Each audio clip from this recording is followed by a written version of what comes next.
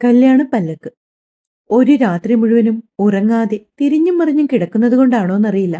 പിറ്റേന്ന് പതിവിലും വൈകിയായിരുന്നു ഗായത്രി ഉണർന്നത്. മഹേഷ് എഴുന്നേറ്റ് നോക്കുമ്പോൾ കാണുന്നത് സുഖമായി കിടന്നുറങ്ങുന്ന ഗായത്രിയാണ്.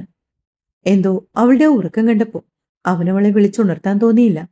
മഹേഷ് താഴേക്ക് ചെല്ലുമ്പോഴേക്കും അടുക്കളയിലൊക്കെ ബന്ധുക്കളും കുടുംബക്കാരും ഒക്കെയുണ്ട്. ഗായു എവിടെ മോനെ? ഗീത മഹേഷിന്റെ അടുത്തേക്ക് വന്ന് മെല്ലെ ചോദിച്ചു. ഇന്നലെ രാത്രി അയാൾക്ക് നന്നായി ഉറങ്ങാനൊന്നും പറ്റിയില്ല. വെളുപ്പിനെ എന്തോ ആണ് ഉറങ്ങിയത്. അതുകൊണ്ട് ഞാൻ രാവിലെ വിളിക്കാനും നിന്നില്ല. ഗായ് കുറച്ചു സമയം കൂടെ കിടക്കട്ടെ അമ്മേ. മഹേഷ് പറഞ്ഞ കാര്യങ്ങൾ കേട്ടപ്പോ ഒരു ചിരിയോടെ അവനെ നോക്കി ഗീത വീണ്ടും അടുക്കളയിലേക്ക് പോകാൻ തുടങ്ങിയപ്പോഴാണ് പിന്നിൽ നിന്ന് ഏതോ വല്യമ്മ പറഞ്ഞത്. അല്ലേ, അതെന്തു പണിയാ? പുതുപ്പെൺ അതിരാവിലെ എഴുന്നേറ്റ് കുളിച്ച് കുടുംബക്ഷേത്രത്തിൽ പോയി മടങ്ങി വന്ന് പൂജാമുറി വിളക്ക് കൊളുത്തണം. ഗീതേ, വർഷങ്ങളായി നമ്മുടെ കുടുംബം പാലിച്ചു കൊണ്ടുപോകുന്ന മര്യാദകളല്ലേ ഇതൊക്കെ? ഇതൊന്നും നീ നിന്റെ മരുമോൾക്ക് ഇന്നലെ പറഞ്ഞു കൊടുത്തില്ലേ? അതീവ ദേഷ്യത്തോടെ അവരെ നോക്കിക്കൊണ്ട് എന്തോ പറയാനായി തുടങ്ങിയ മഹേഷിന്റെ കൈക്ക് പിടിച്ചു വെച്ച് ഗീത. ഒപ്പം വിലങ്ങിനെ അവർ തലയാട്ടി ഒന്നും പറയരുത് എന്ന അർത്ഥത്തിൽ. സുമതിച്ചിട്ടേ, അതൊരു ചെറിയ കുട്ടിയല്ലേ. അതുകൊള്ളാം. ഞാനൊക്കെ ഈ കുടുംബത്തിലേക്ക് 16-ാം വയസ്സിൽ കെട്ടിക്കയറി വന്നതാ. അന്നിതൊക്കെ എന്റെ അമ്മായിമ്മ എന്നെ കൊണ്ട് പറഞ്ഞു ചെയ്യിപ്പിച്ചു. എന്തായാലും അവളത്ര ചെറിയ കുട്ടിയൊന്നുമല്ല. സുമതി ചിറ്റിയുടെ വർത്താനം കേട്ടപ്പോ ഗീതയ്ക്കും നാവ് തരിച്ചു വരുന്നുണ്ടായിരുന്നു. അതന്നത്തെ കാലമല്ലേ ചിറ്റേ. ഇന്നിപ്പോ അവരൊക്കെ പുതിയ തലമുറയിലെ കുട്ടികളല്ലേ. അതുമാത്രമോ, അവരുടെ വിവാഹം നടക്കാനിടയായ സാഹചര്യമൊക്കെ നമുക്ക് എല്ലാവർക്കും അറിയാവുന്നതല്ലേ. അതിന്റെ ഒപ്പം പെട്ടെന്ന് വീടും വീട്ടുകാരും വിട്ടു വന്നതിന്റെ വിഷമവും ടെൻഷനും പിന്നെ സ്ഥലം മാറിക്കിടുന്നതിന്റെ ബുദ്ധിമുട്ടും ഒക്കെ ഉണ്ടാവും ആ കുട്ടിക്ക്. അതാവും അതല്പം ഉറങ്ങിപ്പോയത്.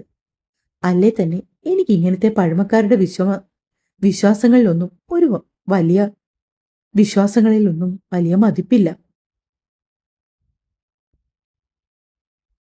എന്റെ മഹിമേനെ ദീപകിന്റെ വീട്ടിലേക്ക് കെട്ടിക്കയറിക്കൊണ്ട് ചെന്നപ്പോഴും അവന്റെ അമ്മ ഇതൊന്നും പറഞ്ഞ് ബുദ്ധിമുട്ടിച്ചിട്ടില്ല. പിന്നെ അഥവാ ബുദ്ധിമുട്ടിച്ചാ തന്നെ ഞാന് ആ ബുദ്ധിമുട്ടൊന്നും എന്റെ മകന്റെ ഭാര്യയോട് കാണിക്കില്ല. അതുകൊണ്ട് ആചാരവും മര്യാദയൊക്കെ അവിടെ തന്നെ നിൽക്കട്ടെ. തൽക്കാലം ആ കുട്ടി നന്നായി ഒന്ന് ഉറങ്ങി എഴുന്നേൽക്കട്ടെ. ഇനി അത് ഉറങ്ങി എഴുന്നേറ്റ് താഴേക്ക് വരുമ്പോ ആരും ഇതേപ്പറ്റി ചോദിക്കാനും പറയാനൊന്നും നിൽക്കണ്ട. അതും പറഞ്ഞുകൊണ്ട് സാരിത്തുമ്പെടുത്ത് എളിയിലേക്ക് കുത്തിക്കൊണ്ട് ഗീത അടുക്കളയിലേക്ക് നടന്നപ്പോൾ വല്യമ്മയുടെ മാത്രമല്ല, മറ്റെന്തോ പറയാനായി വട്ടം കൂടിയിരുന്ന ബാക്കി ബന്ധുക്കളുടെയും വായടഞ്ഞു പോയി. അവരുടെ സംസാരം കേട്ട് മഹേഷിന് നാവ് തരിച്ചു വന്നെങ്കിൽ പോലും അമ്മ അവർക്ക് കൊടുത്ത മറുപടി കേട്ടപ്പോൾ അവന്റെ മനസ്സിനൊരു കുളിർമ തോന്നി. അടുക്കളയിലേക്ക് വന്ന മഹിമ മഹേഷിനെ ചോദ്യഭാവത്തിൽ നോക്കി. ഇവിടെ എന്താണ് നടന്നത് എന്ന അർത്ഥത്തിൽ. എല്ലാവരും മാറിയിരുന്ന് എന്തൊക്കെയോ പിറുപിറുക്കുന്ന കണ്ടതും മഹിമയ്ക്കും കാര്യം മനസ്സിലായി. അവിടെ എന്തോ സംഭവിച്ചിട്ടുണ്ടെന്ന്. മഹേഷ് മഹിമയെ കണ്ണു കാണിച്ചുകൊണ്ട് പുറത്തേക്ക് നടന്നു. അവന് പിന്നാലെ മഹിമയും അടുക്കള ഭാഗത്തേക്ക് ഇറങ്ങിച്ചെന്നു. എന്താടാ, എന്താ പ്രശ്നം? എല്ലാരും കൂടെ കൂടിയിരുന്ന് കാര്യമായ സംസാരത്തിലാണല്ലോ. മഹിമ മഹേഷിനോട് ചോദിച്ചു. ഓ, അതൊന്നും പറയണ്ടേച്ചി. ഗായത്രി ഇതുവരെ ഉറങ്ങി എഴുന്നേറ്റില്ലല്ലോ. അതിന്റെ ചർച്ചയായിരുന്നു ഇവിടെ നടന്നത്. അത് സാരമില്ല, അവർക്കെല്ലാം ആവശ്യം പോലെ അമ്മ കൊടുത്തിട്ടുണ്ട്. ഒരു ചിരിയോടെ അവൻ പറഞ്ഞതും മഹിമ മഹേഷിനെ നോക്കി. ഗായത്രി ഓക്കെ ഇല്ലേ? ഇന്നലെ രാത്രി പിന്നെ എന്തെങ്കിലും? മഹിമ ചോദിച്ചു. ഏയ്, പക്ഷെ അയാൾക്ക് ഉറങ്ങാനൊന്നും പറ്റിയെന്ന് തോന്നുന്നില്ല. കുറേ നേരം തിരിഞ്ഞു മറിഞ്ഞും കിടക്കുന്ന കണ്ടു. പിന്നെ കുറച്ചുനേരം എഴുന്നേറ്റിരുന്നു.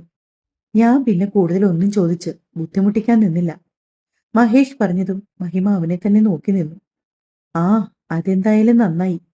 ആ കുട്ടിക്ക് നല്ലോണം വിഷമമുണ്ട്, വീടും വീട്ടുകാരെയും ഒക്കെ വിട്ടു വന്നതിന്റെ. ഇനിയിപ്പൊ നമ്മളായിട്ട് ഓരോന്ന് ചോദിച്ചും പറഞ്ഞു അത് കൂട്ടാൻ നിൽക്കണ്ട.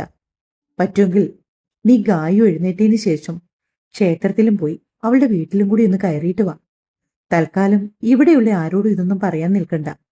ഇനി പറഞ്ഞാല് മൂന്നിന്റെ അന്നല്ലേ പെണ്ണിന്റെ വീട്ടിലേക്ക് പോകുന്നതെന്നും പറഞ്ഞ് അടുത്ത ഒരു സംസാരം തുടങ്ങും.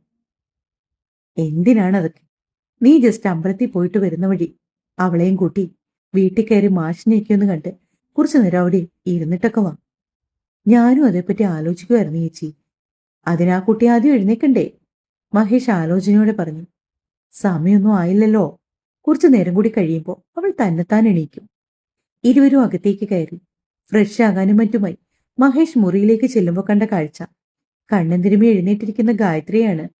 അവളുടെ ആ പ്രവൃത്തി കാണിക്കെ അവന് മനസ്സിലായി അവൾ ഇപ്പോഴെങ്ങാണ്ടാണ് ഉറങ്ങി എഴുന്നേറ്റതെന്ന്. പതിയെ അവൻ അവൾക്കടുത്തേക്ക് ചെന്നു. തനിക്കടുത്തൊരു കാൽപെരുമാറ്റം അറിഞ്ഞതും ഗായത്രി കണ്ണിൽ ചേർത്ത് വെച്ച കൈകൾ പതിയെ മുഖത്തുനിന്നും മാറ്റി.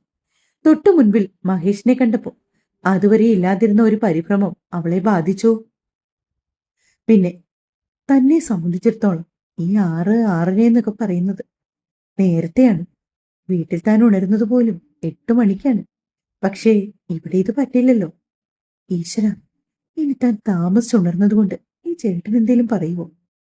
ഗായത്രി പലവിധ ആലോചനകളോടെ മഹേഷിന്റെ മുഖത്തേക്ക് നോക്കിയിരിക്കുകയാണ്.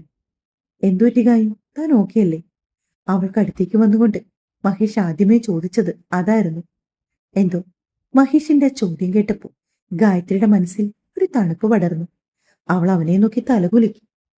എങ്കിലും ഒരു കാര്യം ചെയ്യ്, താൻ ഫ്രഷ് ആയിക്കോ. നമുക്ക് ക്ഷേത്രത്തിലേക്കൊന്ന് പോയിട്ട് വരാം. പിന്നെ തിരികെ വരുംവഴി തന്റെ വീട്ടിലേക്ക് കയറാം. മഹേഷ് അത് പറഞ്ഞതും ഗായത്രിയുടെ മുഖം വിടർന്നു. ശരിക്കും ഇന്നെന്നെ വീട്ടിലേക്ക് കൊണ്ടുപോകുമോ? നിമി നേരം കൊണ്ട് തന്നെ അവളൊരു ചെറിയ കുട്ടിയായി മാറിയതുപോലെ മഹേഷിന് തോന്നി. പിന്നെന്താ, പോകാലോ. പക്ഷെ ഒരു കണ്ടീഷനുണ്ട്. ഇവിടെ ആരോടും നമ്മൾ തന്റെ വീട്ടിലേക്ക് പോകുന്നതിനെക്കുറിച്ച് ഒന്നും പറയണ്ട. ഞാൻ ഇന്നലെ പറഞ്ഞതല്ലേ, ഇവിടെ ഉള്ളവരൊക്കെ കുറച്ചധികം പഴയ ചിന്താഗതികൾ കൊണ്ട് നടക്കുന്നവരാണ്. ചിലപ്പോ പെട്ടെന്നത് കേട്ടാൽ അവർക്ക് ആർക്കും അതത്ര ദഹിക്കണമെന്നില്ല. മഹേഷ് പറഞ്ഞതിന്റെ അർത്ഥം മനസ്സിലായ പോലെ ഗായത്രി അവനെ നോക്കി തലകുലുക്കി. പിന്നീട് അവൾക്ക് എല്ലാത്തിനും ഒരുതരം ഉത്സാഹമായിരുന്നു. അവൾ ധൃതിയിൽ ബാത്റൂമിലേക്ക് കയറി കുളിച്ചിറങ്ങി. മഹേഷ് ആ സമയം മുഴുവനും ബാൽക്കണിയിൽ തന്നെയായിരുന്നു. അവൾ കുളിച്ചിറങ്ങി താഴേക്ക് പോയി എന്നുറപ്പു വന്നതും മഹേഷ് പതിയെ മുറിയിലേക്ക് കയറി. അലങ്കോലമായി കിടക്കുന്ന തന്റെ മുറി കാണിക്കെ മഹേഷിന്റെ നെറ്റി ചുളുങ്ങി. സാധനങ്ങൾ ഓരോന്നും അവിടെ ഇവിടെ ആയിട്ടാണ് ഇട്ടിരിക്കുന്നത്. നനഞ്ഞ തോർത്താണെങ്കിൽ കട്ടിൽപ്പടി വെച്ചിരിക്കുന്നു. മഹേഷ് ആ മുറി ആകമാനം നോക്കി. അവനാണെങ്കിൽ എല്ലാം യഥാസ്ഥാനത്തിരിക്കണം. അങ്ങനെ ഒരു വാശിക്കാരനാണ്. ആദ്യം അതൊക്കെ കാണിക്കെ അവന് ചെറിയ ദേഷ്യം വന്നെങ്കിൽ പോലും അവനതെല്ലാം കൃത്യമായ സ്ഥാനത്ത് തന്നെ വിരിച്ചിട്ട് കുളിച്ചിറങ്ങാനായി ബാത്റൂമിലേക്ക് കയറി. ഗായത്രി അല്പം ഭയത്തോടെയായിരുന്നു താഴേക്കുള്ള പടികൾ ഇറങ്ങി. മറ്റൊന്നും കൊണ്ടല്ല, താൻ അല്പം താമസിച്ചെഴുന്നേറ്റതിന് ഇവിടെ തന്നെ ആരെങ്കിലും എന്തെങ്കിലും പറയുമോ, അങ്ങനെയുള്ള നാനാവിധ ചിന്തകൾ അവളുടെ മനസ്സിനെ മതിച്ചുകൊണ്ടിരുന്നു. ഗായത്രി അവസാനത്തെ പടിയിലേക്ക് കാലെടുത്തു വെച്ച സമയത്താണ് എവിടെ നിന്നോ പാഞ്ഞ് മഹിമ അവൾക്കരികിലേക്ക് വന്നത്. സത്യത്തിൽ ആ സമയം മഹിമയെ അവിടെ കണ്ടത് ഗായുവിനും ആശ്വാസമായിരുന്നു. ആഹാ, ഗായു എഴുന്നേറ്റോ? വാ, ചായ കുടിക്കണ്ടേ? ചായയാണോ കോഫിയാണോ ഇഷ്ടം? ചായ, ചായ മതി, ഗായത്രി ആലോചനയോടെ പറഞ്ഞു. എങ്കിൽ പിന്നെ വാ, ചായ കുടിക്കാം. അടുക്കളയിലേക്ക് മഹിമയ്ക്കൊപ്പം ചെന്ന ഗായത്രിയെ നോക്കി ഒന്ന് പുഞ്ചിരിക്കാൻ ഗീതയും മറന്നില്ല. എങ്ങനെയുണ്ടായിരുന്നു മോളെ? ഇന്നലെ ശരിക്കും ഉറങ്ങാനൊക്കെ പറ്റിയോ? വീട് മാറി കിടന്നതിന്റെ ബുദ്ധിമുട്ട് എന്തെങ്കിലും ഉണ്ടായിരുന്നോ? അവർ വളരെ സ്നേഹത്തോടെയാണ് അവളോട് ചോദിച്ചത്. ഏയ്, കുഴപ്പമൊന്നുമില്ലമ്മേ. അവൾ പറഞ്ഞത് കള്ളമാണെന്ന് മഹിമയ്ക്ക് മനസ്സിലായെങ്കിലും അവൾ അത് പുറമേ കാണിച്ചില്ല. ഗീത അവളെ നോക്കി തലകുലുക്കി. ഗീത പകർന്നു കൊടുത്ത ചായക്കപ്പും കൊണ്ട് ഗായത്രി പതിയെ ഡൈനിങ് ടേബിളിലേക്ക് ഇരുന്നു.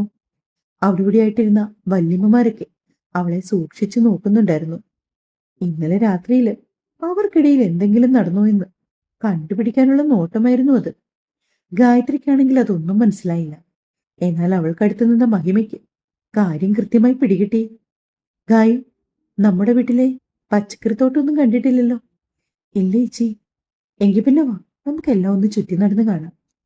ചായക്കപ്പം കയ്യിൽ പിടിച്ച് മഹിമയ്ക്കൊപ്പം ഗായത്രിയും ഉമ്മർത്തുകൂടി മുറ്റത്തേക്ക് ഇറങ്ങി. മഹിമ ഗായത്രിയെ നേരെ കൊണ്ടുപോയത് അടുക്കള ഭാഗം കഴിഞ്ഞ് വിശാലമായി കിടക്കുന്ന അവരുടെ പച്ചക്കറിത്തോട്ടത്തിലേക്കാണ്. ഇന്നലെ രാത്രി നല്ല മഴ പെയ്തെന്ന് തോന്നുന്നു. ഇലകളെല്ലാം നനഞ്ഞു കുതിർന്നു നിൽക്കുകയാണ്. അതിന്റെ അവശേഷിപ്പ് പോലെ വഴിയിലുമുണ്ട് അവിടെ ഇവിടെയായി ചെറിയ വെള്ളക്കെട്ടുകൾ. ഗായത്രി മഹിമയ്ക്കൊപ്പം സൂക്ഷിച്ചു നടന്നു. പാവലും കോവലും പയറും ചീരയും തെങ്ങും വാഴയും അങ്ങനെ ഏകദേശം ഒരു വീട്ടിലേക്ക് ആവശ്യമായ പച്ചക്കറികളെല്ലാം അവിടെ കൃഷി ചെയ്തിരുന്നു. ചാമ്പയ്ക്കയും പ്ലാവും മാങ്ങയും എല്ലാം ഉണ്ട്. ഗായത്രി അത്ഭുതത്തോടെ മഹിമയെ നോക്കി. ആഹാ, അത്ഭുതപ്പെടാൻ വരട്ടെ, അവിടെ വേറൊരു സംഭവം കൂടിയുണ്ട്. അതും പറഞ്ഞുകൊണ്ട് മഹിമ മുന്നേ നടന്നു. പിന്നാലെ ഗായത്രി. ഇതെല്ലാം മഹേഷിന്റെ ജോലിയാ. രാവിലെ നേരെ അവൻ എഴുന്നേറ്റ് വരുന്നത് ഈ കൃഷിത്തോട്ടത്തിലേക്കാണ്. ഇവിടെ വന്ന് കിളച്ചും പാകമായതൊക്കെ വിളവെടുത്തും ഇതിനൊക്കെ വെള്ളം നനച്ചും അങ്ങനെ നിൽക്കും. ശേഷം ജോലിക്ക് പോകാൻ സമയമാവുമ്പോഴേ അവൻ അകത്തേക്ക് കയറും.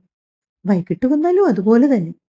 വെറുതെയെങ്കിലും ഇവിടേക്കൊന്നും വന്നില്ലെങ്കിൽ അവൻ അകത്ത് ഇരിപ്പുറക്കില്ല. അവധി ദിവസങ്ങളിൽ അവന്റെ കൂടുതൽ സമയവും അവൻ ഇവിടെയാ ചിലവഴിക്കുന്നത്. അതും പറഞ്ഞുകൊണ്ട് മഹിമ ഗായത്രിയെയും കൊണ്ട് പോയത് അപ്പുറം മാറി കെട്ടിയിരിക്കുന്ന വലിയ മീൻകുളത്തിലേക്കാണ്. ഗായത്രി അത്ഭുതത്തോടെ ആ കുളത്തിലേക്ക് നോക്കി. അത്യാവശ്യം വലിയ മീനുകളാണ് കുളത്തിൽ മുഴുവനും. ഞാൻ ആദ്യമായിട്ട് ചേച്ചി ഇത്രയും വലിയ മീൻകുളം കാണുന്നേ. അത്ഭുതം കൂറിയ കണ്ണുകളോടെ ഗായത്രി പറയുമ്പോൾ അവളുടെ വലിയ കണ്ണുകളിലേക്ക് തന്നെ നോക്കി നിന്നുപോയി മഹിമ. അതെ, നമ്മളിപ്പോ ഇങ്ങോട്ട് വന്നിട്ട് സമയം കുറിച്ചായി. അവിടെ എല്ലാവരും നമ്മളെ അന്വേഷിക്കും. വാ, അങ്ങോട്ട് പോകാം. നിങ്ങൾ ക്ഷേത്രത്തിലൊക്കെ പോയി വന്ന ശേഷം വൈകിട്ട് നമുക്ക് ഇവിടേക്ക് വരാം. അപ്പോൾ വിശദമായി തന്നെ ഇവിടെ എല്ലാം കാണാം. അതുപോരെ? മതി ചേച്ചി. മഹിമയും ഗായത്രിയും ഒരുമിച്ച് തിരികെ വീട്ടിലേക്ക് നടന്നു. അവർ ഉമ്മറത്തേക്ക് ചെല്ലുമ്പോൾ കാണുന്ന കാഴ്ച ഒരു കറുപ്പ് ഷർട്ടും കറുത്തുകരം മുണ്ടുമുടുത്ത് ക്ഷേത്രത്തിൽ പോകാനായി തയ്യാറായി നിൽക്കുന്ന മഹേഷിനെയാണ്. പരുങ്ങലോടെയാണ് ഗായു മഹിമയ്ക്ക് പിന്നിലേക്ക് നീങ്ങിയത്. തിരിഞ്ഞു നിന്ന് കുഴപ്പമൊന്നുമില്ല എന്ന അർത്ഥത്തിൽ മഹിമ ഇരു കണ്ണുകളും ചിമ്മിക്കാണിച്ചവളെ. ആഹാ, നിങ്ങൾ രണ്ടാളും ഇത് എവിടെ പോയതാ? ഞാൻ അമ്മയോടും ചോദിച്ചു നിങ്ങൾ എവിടെയെന്ന്. അപ്പൊ അമ്മ പറഞ്ഞു നിങ്ങളെ കണ്ടില്ലാന്ന്. അത് പിന്നെ ഞങ്ങൾ വെറുതെ ഗായുവിനെ നമ്മുടെ കൃഷിയും മീൻകളും ഒക്കെ ഒന്ന് കാണിച്ചു കൊടുക്കാൻ പുറത്തേക്ക് കൊണ്ടുപോയതാ. ആ, എന്തായാലും നിന്ന് സമയം കളയാതെ വേഗം പോയി റെഡിയായി വരൂ ഗായത്രി. ക്ഷേത്രത്തിലേക്ക് പോകണ്ടേ? തിരികെ വന്നിട്ട് എനിക്ക് ഒന്ന് രണ്ട് സ്ഥലങ്ങളിൽ പോകാനും ഉണ്ട്. മഹേഷ് ധൃതി കൂട്ടിയതോടെ ഗായത്രി ആദ്യം അകത്തേക്ക് നടന്നു. അവൾക്ക് പിന്നാലെ മഹിമയും. ഗായു, വിവാഹം കഴിഞ്ഞ് ആദ്യം ക്ഷേത്രത്തിലേക്ക് പോകുന്നതല്ലേ? മഹിമ അത്രയും പറഞ്ഞു വെച്ചപ്പോഴേക്കും ഗായത്രി കാര്യം മനസ്സിലാവാതെ മഹിമയുടെ മുഖത്തേക്ക് നോക്കി. എന്താ ചേച്ചി? അതല്ല, ഒരു സെറ്റും കൊണ്ടെടുത്ത് പോയിരുന്നെങ്കിൽ. ഗായത്രിയോട് അത് പറയാനുള്ള മടി കൊണ്ട് മഹിമ പാതിയിൽ നിർത്തി. അതിനെന്താ ചേച്ചി, സെറ്റും കൊണ്ട് ഉടുക്കാം. പക്ഷെ ഒരു കാര്യമുണ്ട്, എനിക്കിതൊന്നും ഉടുക്കാൻ അത്ര അറിയില്ല. ചേച്ചി തന്നെ ഉടുപ്പിച്ച് തരേണ്ടി വരും. ആഹാ, അത്രേ ഉള്ളൂ. അതിനിപ്പോ എന്താ, ഞാൻ ഉടുപ്പിച്ചു തരാമല്ലോ. അതും പറഞ്ഞ് ഇരുവരും മുകളിലെ മുറിയിലേക്ക് പോയി. ഗായത്രിക്ക് വേണ്ടി വാങ്ങിവെച്ച കറുത്ത കരയുള്ള പുളിയിലക്കര സെറ്റും കൊണ്ടും നല്ല ഭംഗിയിലും വൃത്തിയിലും മഹിമ അവളെ ഉടുപ്പിച്ചു കൊടുത്തു. മഹേഷ് താഴെ റെഡിയായി നിൽക്കുന്നത് കണ്ടുകൊണ്ട് തന്നെ ഗായത്രി ധൃതിയില് മുടിയൊന്ന് കോതിക്കെട്ടി നെറ്റിയിലൊരു കുഞ്ഞി കറുത്ത പൊട്ടും തൊട്ട് നെറുകയിൽ അല്പ സിന്ദൂരവും മാത്രം ഇട്ടുകൊണ്ട് വേഗം താഴേക്ക് ഇറങ്ങിച്ചെന്നു. എല്ലാവരോടും യാത്ര പറഞ്ഞ് ഉമ്മറത്തേക്ക് ഇറങ്ങി വന്നവളെ കാണിക്കും മഹേഷിന്റെ മുഖം വിടർന്നു. മറ്റൊരു ചമയങ്ങളൊന്നുമില്ലാതെ ഗായത്രി സെറ്റും കൊണ്ട് കൊടുത്തതുകൊണ്ട് തന്നെ അവൾക്ക് ബൈക്കിൽ പോകാൻ ബുദ്ധിമുട്ടാകുമെന്ന് കരുതി കാറിലാണ് അവർ ഇരുവരും ക്ഷേത്രത്തിലേക്ക് യാത്ര തിരിച്ചത്. വീടിനടുത്തു നിന്ന് ഏകദേശം 15 മിനിറ്റ് മാത്രം ദൂരമുള്ള ക്ഷേത്രമാണിത്. ക്ഷേത്രനടയിൽ കൈകൂപ്പി കണ്ണുകൾ ഇറുക്കിയടിച്ച് പ്രാർത്ഥനയോടെ നിൽക്കുവാണ് ഗായത്രി. സത്യം പറഞ്ഞാൽ ഭഗവാനോട് എന്ത് പ്രാർത്ഥിക്കണമെന്ന് പോലും അവൾക്ക് അറിയുന്നുണ്ടായിരുന്നില്ല. എങ്കിലും കണ്ണടച്ച് ഏറെ നേരം ആ നടയ്ക്ക് മുമ്പിൽ നിന്നു അവൾ. ഭഗവാന്റെ നടയ്ക്ക് മുമ്പിൽ കൈതൊഴുത് നിൽക്കുന്നുണ്ടെങ്കിലും അവളുടെ മനസ്സിലെ ചിന്തകൾ മറ്റെന്തൊക്കെയോ ആയിരുന്നു. മഹേഷ് ആണെങ്കിൽ പ്രാർത്ഥനയൊക്കെ കഴിഞ്ഞ് ക്ഷേത്രത്തിന്റെ വലിയ തൂണിച്ചാരി ഗായത്രിയെ നോക്കി നിന്നു. പ്രാർത്ഥന കഴിഞ്ഞ് ധൃതിയിൽ കണ്ണു തുറന്ന് ചുറ്റും നോക്കി ഗായത്രി കാണുന്നത് തൂണിൽ ചാരി തന്നെ നോക്കി നിൽക്കുന്ന മഹേഷിനെയാണ്. അവന്റെ ആ നോട്ടം അവൾ കണ്ടെന്ന് മനസ്സിലായതും മഹേഷ് വേഗം മറ്റെവിടേക്കോ ദൃഷ്ടിയാക്കുവാൻ ശ്രമിച്ചു. എന്നാൽ അത് വ്യക്തമായി കണ്ട ഗായത്രിക്ക് ചിരി പിടിച്ചു നിർത്താനായില്ല. മറ്റൊന്നും ചിന്തിക്കാതെ ഉറക്കെ ചിരിച്ചുപോയി അവൾ.